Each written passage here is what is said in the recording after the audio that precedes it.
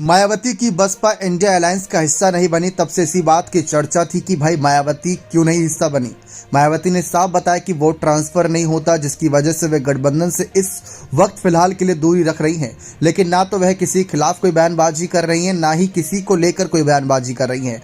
लेकिन इन सब के बीच इंडिया दल की बैठक में मायावती की बसपा की चर्चा खूब हुई और खबरें थी कि अखिलेश यादव ने अल्टीमेटम दिया हुआ है कि अगर बसपा की एंट्री होती है तो अखिलेश की सपा इंडिया गठबंधन से अलग हो जाएगी। ऐसी खबरें थी।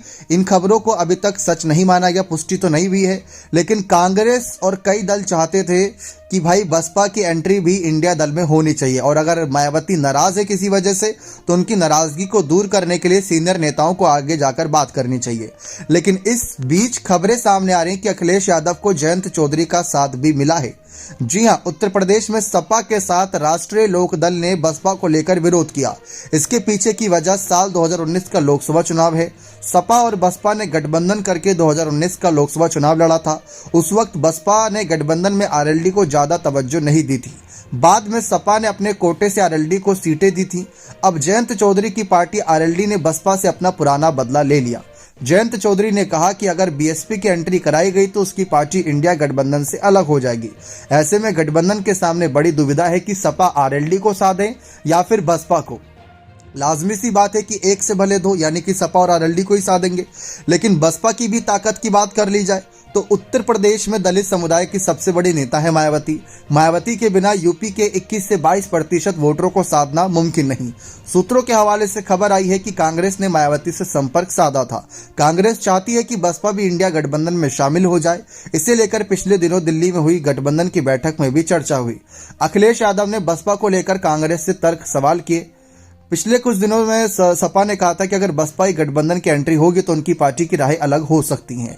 जैसा कि आपको याद ही होगा, 2019 के चुनाव में सपा बसपा आरएलडी गठबंधन में थी।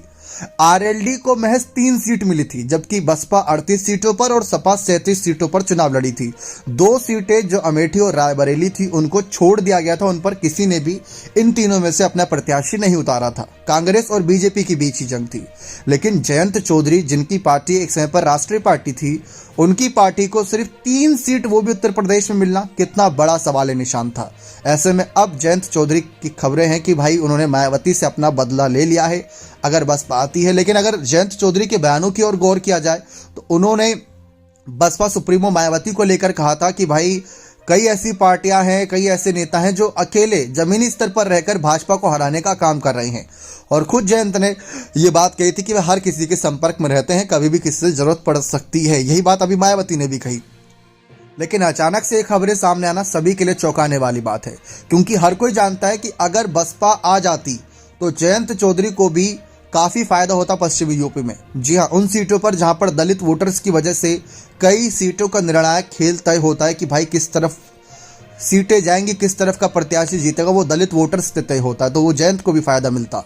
लेकिन अब ये खबरें सामने आना सचमुच चौंकाने वाली है। बने रहे चैनल के साथ। बहुत बहुत धन्यवाद।